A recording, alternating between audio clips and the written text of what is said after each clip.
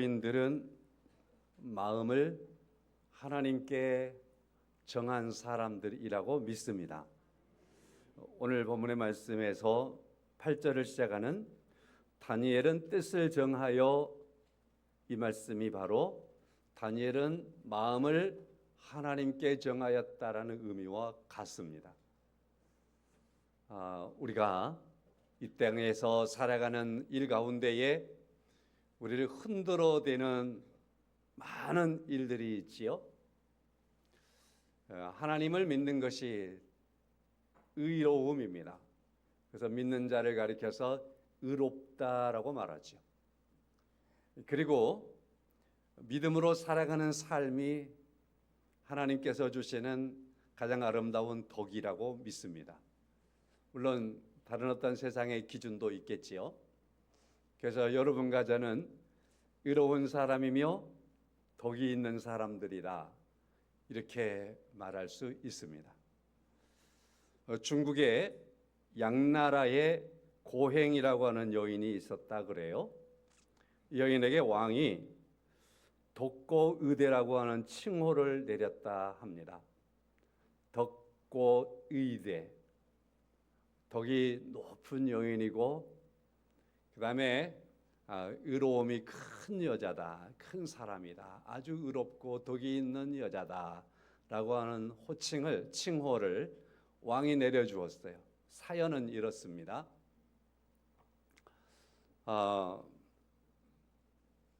당시에 그 나라에서 가장 유명한 절세 미인을 말하면 이 고행이라고 하는 여인을 말할 수 있었습니다. 그런데 안타깝게도 그는 남편이 일찍 세상을 떠났습니다. 그리고 그의 슬하에는 아들이 하나 있었습니다. 아들을 기르며 살고 있지요. 워낙에 예뻐서 소문이 왕에게까지 들린 겁니다.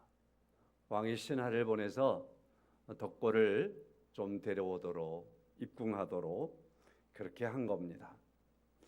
그러자 고행은 사신 앞에서 이렇게 대꾸를 했습니다. 나는 두 지아비를 섬길 수 없습니다.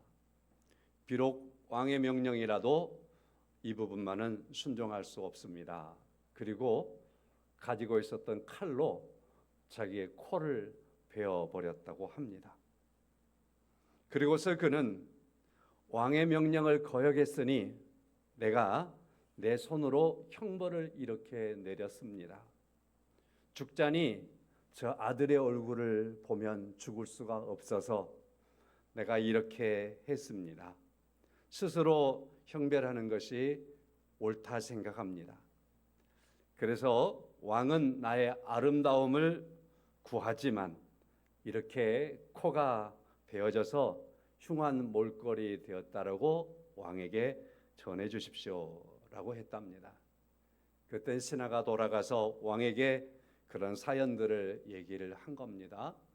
그랬더니 왕이 이 사연을 듣고서 그에게 덕고의대라고 하는 칭호를 내려주었다라고 합니다. 참 덕이 높고 의로운 여인이었구나라고 하는 칭호를 내려준 겁니다. 오늘 본문의 말씀을 우리가 보았습니다. 다니엘은 하나님께 마음을 정했습니다. 오직 하나님의 자녀로, 하나님의 백성으로 살아가기를 원하는 겁니다. 근데 그 시대가 매우 안타까운 시대였지요. 우리가 1장을 보았으니까 1장 1절의 말씀을 가서 보면 유다 왕 여호야김이 다스리던 지 3년에 바벨론 왕 느부갓네살이 예루살렘에 침략해 와가지고 그곳에서 여호야김 왕과 하나님의 성전에 있는 그릇 얼마를 가지고 가버렸다. 그렇게 지금 1절 2절의 말씀에 기록하고 있습니다. 자, 이때 유대는 바벨론의 침략을 받았다는 얘기입니다. 그리고 유대 나라의 왕이었던 여호야김 왕이 바벨론으로 포로로 잡혀갔다라는 말이죠. 그리고 생명처럼 여기는 하나님의 성전을 이 느부갓네살 왕이 들어와 가지고 성전에 있는 성물 일부를 가지고 가버렸다. 그리고 이것들을 가지고 바벨론의 신할 땅, 바벨론의 신전 창고에 일부를 두게 되었다. 그리고 또 이때 왕이 포로로 잡혀가는 이때에 다니엘과 세 친구들도 포로로 잡혀갔던 겁니다. 그러므로 오늘 본문의 말씀 다니엘은 뜻을 정하여라고 하는 오늘 본문의 말씀은 이때에 다니엘은 어떤 상황이었느냐라고 하면 왕과 함께 바벨론까지 포로로 잡혀간 포로 신세였던 겁니다. 포로는 이제 포로지에서 그들을 지배하는 자들의 지배를 받으며 통치를 받으며 그 명령대로 살아가야 되는 것이 포로입니다. 그러한 포로 신세가 되어버렸던 다니엘인데 그 다니엘에게 대하여 하나님께 뜻을 두고 있는 사람이었다라고 오늘 말씀을 하고 있습니다. 성도 여러분, 세상에서 가장 불행한 사람이 누구냐라고 말하면 여러 측면에서 말할 수 있겠지요. 그러나 그 중에서 주권을 빼앗겨 버린 것이 가장 불행한 사람들이겠지요. 나라를 빼앗겨 버리는 것, 그렇지 않습니까? 통치자가 바뀌어 버렸단 말이죠. 영토가 없어져 버려요. 민족에게서 멀리 떠나 있는 상황. 포로지에서 이제 자기의 주인이 내가 아니고 자기의 주인이 새롭게 또 바뀌어서 그가 자기를 억누르고 통치하는 가운데 있는 포로 생활. 이게 바로 가장 비참한 것 아니겠습니까? 가장 힘든 것 아니겠습니까? 다니엘이 그와 같이 포로 생활을 하고 있는 겁니다. 그런데 그 포로의 생활하는 다니엘의 삶 속에서 그의 마음 속에서는 뜻이 있습니다. 하나님을 향한 거죠. 그의 마음의 뜻이 굽히지 않습니다. 하나님을 향해서 말입니다. 비록 몸은 끌려가서 이방 나라에 있지만 그리고 자기의 왕이 여호야김이 아니라 느부갓네살이라고 하면서 느부갓네살이 명령하고 먹을 것을 주고 뭔가를 가르치고 하지만 그럼에도 다니엘의 마음속에서는 뜻을 정한 바 나는 하나님이 나를 인도하시고 하나님이 나의 주권자가 되시고 나는 하나님의 통치 아래 있으며 살아간다라고 하는 그 마음의 뜻을 굽히지 않는 믿음의 사람, 신앙의 사람이 바로 이 다니엘이었다라고 말씀을 드릴 수 있겠지요. 성도 여러분, 하나님의 은혜가 필요하지요. 하나님의 은혜는 지금까지 여러분과 저는 하나님의 은혜로 살아왔습니다. 믿으십니까? 그리고 또 오늘을 우리가 살아갑니다. 오늘을 살아갈 때 오늘도 하나님은 우리에게 은혜를 베푸시는 하나님이신 줄로 믿습니다. 우리가 하나님께 뜻을 두고 살아가는 삶을 살아갈 때에 여러 가지 어려운 일을 만날 수 있겠죠. 다니엘처럼 정말 곤란한 일들을 만날 수 있겠지요. 육체적인 어떠한 억압과 마음의 상처와 여러 환경적인 어려움을 만날 수도 있겠지요. 그러한 상황들을 어떻게 이겨나갈 수 있을까라는 상황 속에서 물론 우리가 힘이 있고 능력이 있어서 내가 그걸 다 헤쳐나갈 수 있으면 좋겠지만 그러나 사람은 언제나 많은 측면에 있어서 무능함이 더 큽니다. 그리고 사람은 무한한 존재가 아니라 유한한 존재들입니다. 그 존재가 우리는 힘이 한계가 있고 삶의 능력도 한계가 있습니다. 그래서 우리에게는 늘 하나님의 인도하심과 하나님의 도우심과 하나님께서 우리를 붙드심이 있어야 할 줄로 믿습니다. 뜻을 정한 다니엘에게 하나님께서 오늘 9절의 말씀에 하나님이 다니엘로 하여금 환관장에게 은혜와 긍휼을 얻게 하신지라 하나님의 은혜가 작용하고 있음을 봅니다. 여러분과 제 모든 삶의 영역 속에 하나님의 은혜가 드러나고 하나님의 은혜가 작용하고 있다라는 사실을 믿으시기를 바랍니다. 그리고 그 하나님의 은혜가 작용하고 있음을 또한 피부로 마음속에 깨닫고 그 하나님과 더불어 살아가는 삶이 그 은혜 가운데에서 감사의 삶을 살아갈 수 있을 것이며, 또한 하나님 앞에서 우리가 정직하고 신실하게 살아갈 수 있다고 믿습니다. 그런 하나님의 은혜가 오늘 내게 있음을 바라볼 수 있는 성도님들이 될 수 있기를 주의 이름으로 간절히 축원합니다. 어느 만큼 설명이 되었지만 오늘 본문의 말씀에 대한 시대적인 배경을 다시 한번 조금 언급해 드리도록 하겠습니다. 여러분과 저는 예레미야서를 2주간에 걸쳐서 읽었고요. 그 다음에 또 2주간에 걸쳐서 에스겔서를 읽었지요. 그리고 이제 이번 주간에는 다니엘과 호세아를 읽게 될 겁니다. 이 말씀 가운데에서 예레미야, 에스겔, 다니엘 이 선지자들은 동일 시대의 사람들입니다. 같은 시대 사람들이에요. 같은 시대 사람들이고, 자, 그런데 약간의 차이점을 우리가 만나볼 수 있습니다. 예레미야 선지자는 유대가 멸망하던 시대에 바벨론으로 유대인들이 1차, 2차, 3차에 걸쳐서 포로로 끌려가는 것, 유대가 멸망을 하고 바벨론의 침략을 통해서 많은 유대인들이 포로로 끌려가는 것을 그의 눈으로 목격하며 보았던 사람이 예레미야 선지자입니다. 자, 그렇게 끌려가는, 나라가 망해가고 끌려가는 민족들을, 그런 동족들을 바라보면서 유대인들을 향해서 여러분 깨어 있어야 합니다. 하나님에 대하여 깨어 있어야 됩니다. 이 모든 일들이 우연히 일어난 일이 아니고, 적군이 악해서 일어난 일이 아니고, 우리가 죄를 지었기 때문에 일어난 일이므로 이 모든 일들은 하나님의 심판입니다. 하나님께서 책망하심입니다. 그러므로 우리가 하나님을 의지해야 합니다. 하나님을 떠나서는 안 됩니다.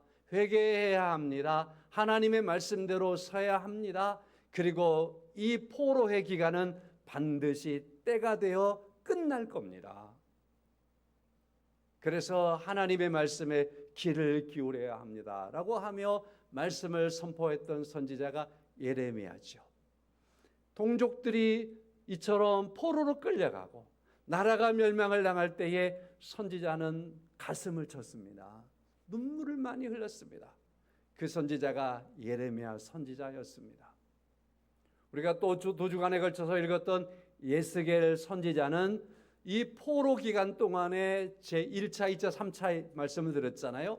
에스겔은 제2차 포로 끌려가던 때에 에스겔 선지자도 포로로 끌려간 겁니다. 포로지에서 포로로 끌려와 있는 유대인들과 함께 살면서 우리가 이곳까지 포로로 끌려왔지만 이곳에서 하나님이 우리를 버려둔 것이 아닙니다. 우리가 지금 수억 마일리 와 있지만 이곳에 하나님은 우리와 함께하고 계십니다 라고 하며 하나님의 말씀을 선포해주고, 그리고 반드시 하나님께서 우리를 다시 회복하여 예루살렘으로 돌아가는, 유대로 돌아가는 은혜를 베푸실 이가 하나님이십니다. 그러므로 절망하지 맙시다. 포기하지 맙시다. 하나님을 붙들고 이 포로지에서 우리가 살아가야 합니다 라고 하는 말씀을 선포해주고, 이상을 통해서 하나님의 나라와 그리스도를 통해서 이루어질 영원한 하나님의 나라를 보고 이를 선포해준 선지자가 에스겔 선지자인 거예요. 그래서 골짜기에 뼈들이 가득하지만 그러나 그 뼈들이 살아나고 다시 회복된다, 이와 같이 하나님의 은혜는 죽은 생명들을 살려내고 하나님께서 자기 백성들을 반드시 회복하십니다라고 하는 그러한 사실들을 보여주는 게 에스겔이고, 하나님의 성전에서 흘러나오는 하나님의 은혜가 온 세상에 가득 차 넘치게 될 것을 선언하는 선지자가 에스겔이었단 말이죠. 자, 그런가 하면 오늘 본문에 나오는 다니엘 선지자는 제1차 포로 때 끌려간 선지자예요. 포로지에 끌려갔습니다. 그곳에서 살아갑니다. 극한의 환경 속에서 살아갑니다. 그러나 포로이지만 그는 그의 삶 속에서 뜻을 하나님께 정하고 어디서나 어느 곳에서나 포로가 되었을지라도 그의 인격이 짓밟힘을 당할지라도 자기의 정체성을 짓밟겠다라고 나서는 권력 앞에서라도 하나님을 믿는 사람은 믿음의 지조를 지키고 하나님을 믿는 사람은 그 믿음의 의를 가지고 살아가야 합니다 라고 하는 것을 보여줬던 선지자, 삶을 통해서 드러내 주었던 선지자가 다니엘이라고 말씀할 수 있습니다. 그리스도인의 삶이란 그런 거지 않습니까? 권력 앞에서, 그 시대 앞에서, 공직자로서 공적인 삶 속에서 어떻게 살아가야 하는가에 대한 그런 사실들을 말씀 안에서 정립하고 하나님의 자녀로서의 삶들을 살아가는 그 사람들이 오늘 이 시대의 그리스도인들이지 않습니까? 그런데 그러한 모습들에 대한 아주 아름다운 모습을 보여주고 있는 사람이 다니엘이라는 겁니다. 그러므로 이번 주간에 다니엘서를 읽어가면서 내 상황 때문에 불평하거나 그것 때문에 좌절하지 마시기를 바라고, 그 어떠한 상황에서라도 다니엘이 이렇게 믿음 안에 서 있었구나, 우리에게 그것을 보여주는 본이었구나, 내가 그렇게 살아가야 한다는 사실들을 붙잡고 믿음으로 승리하며 살아가는 성도님들이 될 수 있기를 주의 이름으로 간절히 축원합니다. 포로란 내일을 기약할 수 없는 사람들이죠. 내일을 알 수도 없는 사람들이죠. 내 몸이 내일은 어디로 끌려갈지, 어떤 상황에 처하게 될지, 죽을지 살지 모르는 상황이 포로의 모습이지요. 다니엘은 그러나 내일은 어떻게 될지 모르지만 우리가 말씀을 지혜롭게 들여다보면 다니엘은 내일의 주인이 누구인가에 대해서는 정확하고 분명하게 아는 사람이었습니다. 내일에 대하여서 어떻게 될지는 모르지만, 어떤 상황으로 이르게 될지도 모르지만, 그러나 다니엘은 내일에 대한 주인은 누구인가를 아는 사람이었다라는 겁니다. 바벨론의 느부갓네살 왕이 다니엘과 세 친구들 이들을 잡아다 놓고 자기의 계획대로 내일을 얘기합니다. 내일을 약속하는 거예요. 다니엘이라고 하는 이름이 엘이라고 하는 말이 하나님이라는 뜻이거든요. 그래서 다니엘의 이름의 뜻은 하나님이 재판관이시다, 하나님이 모든 걸 판단하신다라는 이름의 뜻이 다니엘이에요. 근데 이 다니엘을 잡아다가 느부갓네살 왕이 이름을 바꿔버렸어요. 벨드사살이라고. 벨이라고 하는 것은 바벨론의 우상 신의 이름이 벨이에요. 그리고 사살이라고 하는 이름으로 붙어졌어요. 그래서 바벨론의 신에 대한 그 무엇인데요, 지켜준다라는 뜻이에요. 벨드사살. 그래서 다니엘, 너는 포로로 이곳까지 잡혀왔지만 너의 이름을 벨드사살, 이제 너의 삶은 벨드사살이 지켜준다, 이 바벨론이 지켜준다, 너는 바벨론에 속해서 바벨론에 의해서 너의 삶이 지켜질 거다, 내일을 그렇게 얘기하는 이름으로 바꿔버린 거예요. 그러나 다니엘은 그 이름을 바꿔서도 아니다, 나의 주권자는 하나님이다, 다니엘이라는 말이 맞다라는 겁니다. 나를 판단하고 나를 보시며 나에 대한 모든 것을 살피시는 이가 하나님이시다. 하나님이 나의 재판관이시다. 하나님의 주권 아래 살아가는 사람이라고 하는 사실을 바로 이 다니엘은 포기하지 않는 겁니다. 성도 여러분, 여러분과 제가 하나님의 사람들이죠. 여러분과 제가 하나님의 사람들이라고 하는 말씀은요, 하나님이 나의 판단을 가지고 계신다. 하나님의 판단은 의로우셔서 그 말씀대로 살아가는 것이 나의 삶의 의로움의 삶이다. 나의 주인이 벨드사살이 아니다. 나의 주인이 느부갓네살이 아니다. 느부갓네살이 나의 내일을 계획한 것 같고 나의 미래를 말하는 것 같지만, 그러나 나의 내일의 주인은 하나님이시다.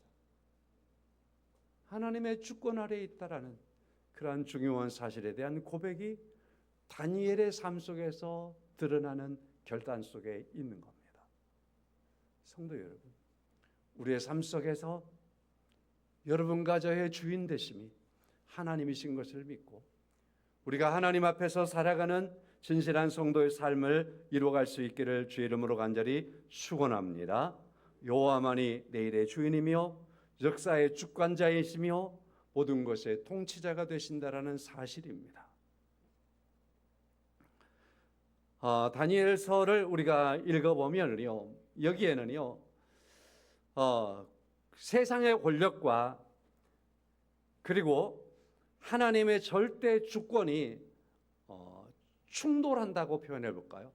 바로 그러한 사건이 다니엘서에 나타나는 것을 볼 수 있습니다. 세상 나라에 대한 그 주권이 하나님의 나라의 주권과 충돌하고 있는 거예요. 자, 그 중에서 다니엘과 세 친구들, 이러한 다니엘은 이 세상 나라에 살고 있지만 그러나 하나님의 나라 백성으로서의 그러한 삶을 이루어가는데 최선을 다하고 있는 모습을 볼 수 있는. 그래서 여기에서 이제 세상 나라의 권세와 하나님의 나라의 권세가 충돌하고 있는 이 사실들을 다니엘서에서 여러분과 제가 만날 수 있어요. 다니엘서에 나오는 많은 사건들은 하나님의 나라에 막 충돌을 하고 있어요. 충돌. 거기에서 우리가 다니엘서를 지혜롭게 잘 읽어보면 그 세상 나라와 충돌하고 있는 과정 속에서 결국에 있어서 하나님의 나라의 오르, 그리고 하나님의 나라 백성, 그리고 하나님께서 통치하심, 모든 역사의 주권자가 하나님이신 것을 우리가 만나게 되는 것이 다니엘서입니다. 저는 하나님께서 우리 인류를 지으시고 인생을 이곳에 보내셨다라고 믿습니다. 아멘 안 하시는데, 그리스도인들, 기독교인들의 가치관이 그거잖아요. 하나님의 창조하심 안에서 하나님의 목적으로 이 땅에 우리를 보내놓으셨습니다. 그래서 이 땅에 살아가는 모든 사람들은 목적이 있습니다. 그 목적은 하나님의 뜻 안에 있는 겁니다. 선하신 하나님의 뜻 안에. 그러나 세상 나라는 부패하고 타락함이 짙어서 재성이 차고 넘쳐서 하나님의 나라 백성인 우리의 삶, 이 땅에서 살아가는 우리의 삶의 참되고 옳음에 대한 목표들을 흔들어대기도 하고 또한 무너뜨리려고 하기도 하고 도전을 하는 것이 세상 나라지 않습니까? 바로 그 도전이 다니엘서에 보면 어마어마하게 일어나는 거예요. 물질을 통해서 일어나죠. 다니엘과 세 친구들을 데려다 놓고 바벨론의 학문을 가르치면서 그들에게 왕의 진미를 먹으라고 하잖아요. 이 말은 무슨 말이죠? 왕의 모든 신임이 너희들에게 있다. 너희들의 장래를 보장해 준다.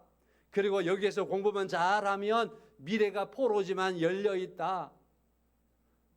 그래서 바벨론이라고 하는 이 나라를 통치하고 다스려가는 데 있어서 많은 관료로 너희들이 쓰임받게 될 거다. 어렸을 때부터 그렇게 지적해놓고 키워가는 거잖아. 미래가 보장되어 있다. 많은 것들이 거기에 깔려 있습니다.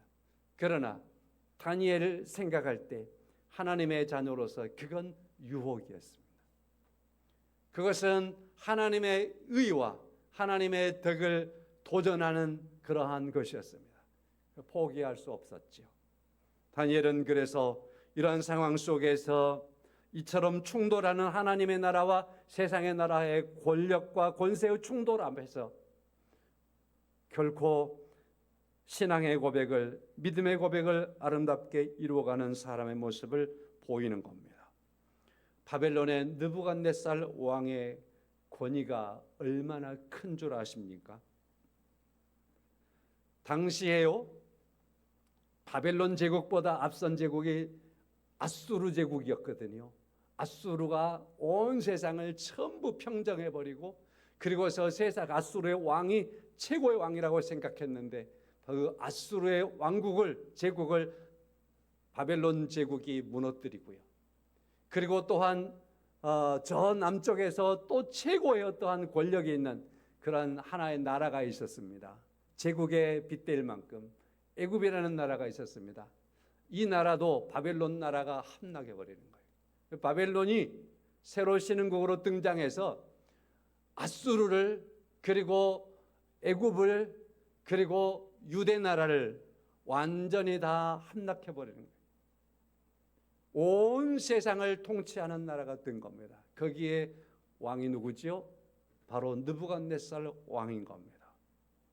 이 느부갓네살 왕을 향하여서 이렇게 말하고 있지요. 2장 37절 말씀 보면, 왕이여, 왕은 여러 나라 왕들 중에서 왕입니다.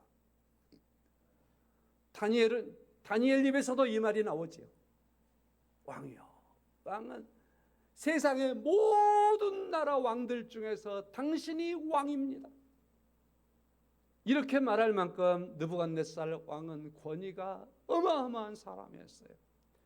다른 어떤 나라 왕들도 이 느부갓네살 왕의 한마디에 목이 잘리는 거예요. 이 정도 권위와 권세를 가진 사람이 바로 이 느부갓네살 왕이었습니다. 이 느부갓네살 왕이 어느 정도까지 하는 거지요? 하나님의 성전에 성물까지 손을 대는 거지요. 오늘 본문의 말씀, 그런 말씀이 있었지 않습니까? 성물까지 손을 대는 겁니다. 겁이 없습니다. 이 느부갓네살 왕을 말릴 수 있는 존재는요, 이 땅에 있는 어떤 권세도 없고요, 심지어 신들에게서도 없었습니다. 자기의 이름은 느부라는 말은 바로 신의 이름이거든요. 나는 신이다. 그렇게 할 만큼 느부갓네살은 자기의 이름에 신적인 그러한 권세를 가지고 있었습니다. 그러한 느부갓네살은 많은 나라들을 그와 같이 침략을 하고, 심지어는 그 나라들을 침략하며 그 나라가 신봉하는 종교들의 핵심적인 것들을 가져다가 자기 창고에다 집어넣어 놓고 내가 다스린다. 그렇게 해버릴 만큼 신들 중에도 머리가 되어 있는 사람이 느부갓네살이었습니다. 자, 그러한 권세와 권력이 있었습니다. 그가 다니엘에게 말하는 거잖아요. 그가 다니엘의 내일을 보장한다라고 말하잖아요. 다니엘의 미래를 붙잡아 준다라고 말하잖아요. 그대로 순응해 나가면, 받아들이고 나가면 다니엘의 삶은요, 부러울 것이 없는 삶이 보장이 쫙 되어 있는 겁니다. 비록 포로지만, 포로가 그러한 보장이 된다면 덜썩 잡아야지요. 물어야지요. 이런 진미는 한없이 먹어치워야지요. 그러나 다니엘이 그걸 거절하는 겁니다. 왜냐? 당신은 세상 나라의 주권자이지만 하나님께서는 세상 나라를 넘어서 천지와 만물을 창조하시고 지존자이십니다. 그러므로 하나님 앞에서 당신의 권세는 미약할 따름입니다. 이걸 보여주는 게 다니엘서의 내용들이에요. 읽어가다 보면 이 느부갓네살 왕이요, 들짐승처럼 사는 경우도 발생을 해요. 근데 그거에 대해서 다니엘이 하나님께서 그렇게 하신다고 합니다라는 걸 일러주거든요. 하나님의 뜻 안에서 발생하는 사건들이에요. 그러므로 이와 같이 권세가 넘쳐나고 있는 느부갓네살이라 할지라도 그가 하나님의 주권 아래에 있는 걸 볼 수 있는 거예요. 그래서 다니엘서를 지혜롭게 잘 보는 사람들은요, 세상 나라가 아무리 커도, 세상의 권력이 아무리 넘쳐나도 그것은 하나님 앞에서 짓불만한 것이고, 언젠가는 무너지는 것이고, 언젠가는 다 필요 없는 것이 되는 것이고, 결국에 있어서는 하나님의 통치와 다스리심과 역사하심 안에서 하나님이 주권자 되시고 주인이라는 것을 보여주고 선언하는 말씀이 다니엘서의 말씀이라. 그래서 저는 이번 주간에 성도님들의 다니엘서를 읽어가면서 이와 같이 어마무시한 이 느부갓네살과 바벨론이라는 이 세력 앞에서 지극히 작은 포로에 불과했던 다니엘과 세 친구들, 이 사람들이 믿음을 지켜가는 건 무엇 때문이었느냐?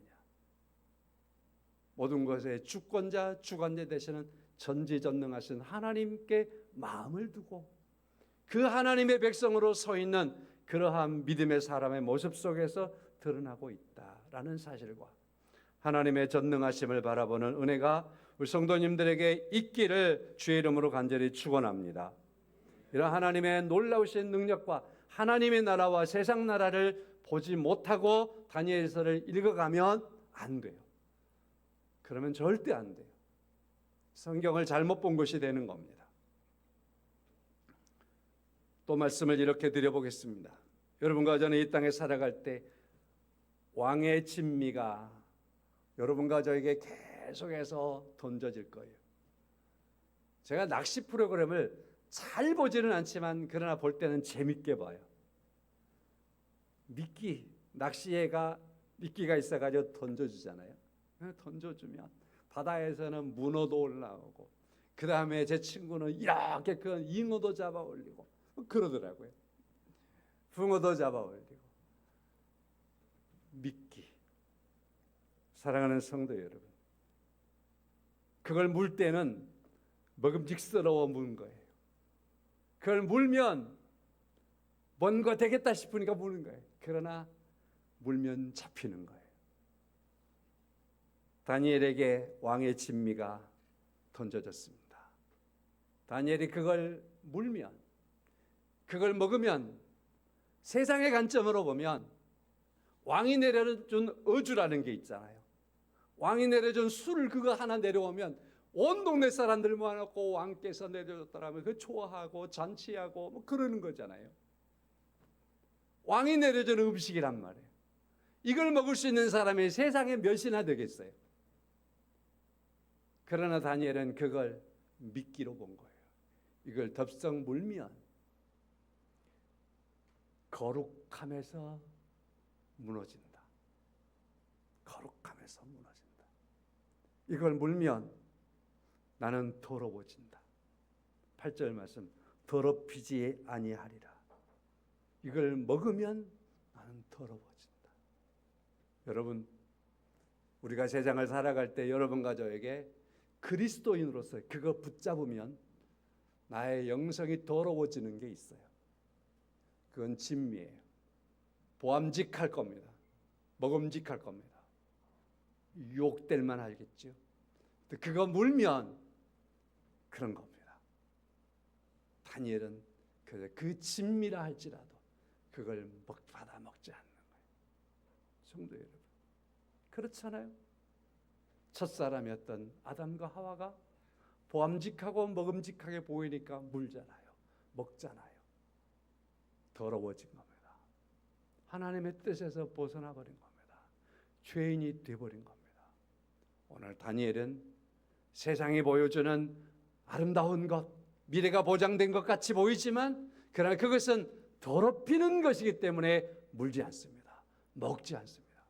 오늘 그리스도인으로서 여러분과 저에게 계속해서 던져지는 왕의 진미가 있을 겁니다.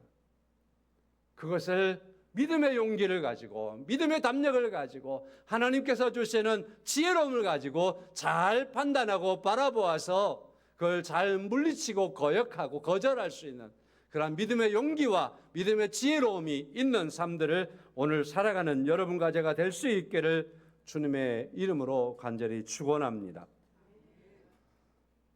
제가 찬양을 고를 때도요, 그냥 대충 고르지는 않거든요. 나 무엇과도 주님을 바꾸지 않으리. 나 무엇과도 주님을 바꾸지 않으리. 아무리 내게 진미를 갖다 억만금을 지어준다 할지라도 나 주님과 바꾸지 않으리. 믿으십니까? 내 이름을 바꿔주었습니까? 그대에 넘어가지 않겠습니다. 느부갓네살 왕, 천지를 호령하는 그러한 권세를 가졌습니까? 그러나 당신의 이름이 천지 만물을 창조하신 만유의 주 되신 주님의 이름과 바꾸어질 수는 없습니다. 모든 이름 위에 뛰어난 이름은 오직 예수밖에 없습니다. 오직 주님밖에 없습니다. 믿으십니까? 설교 끝냅시다. 모든 이름에 뛰어난 이름 함께 부르겠습니다.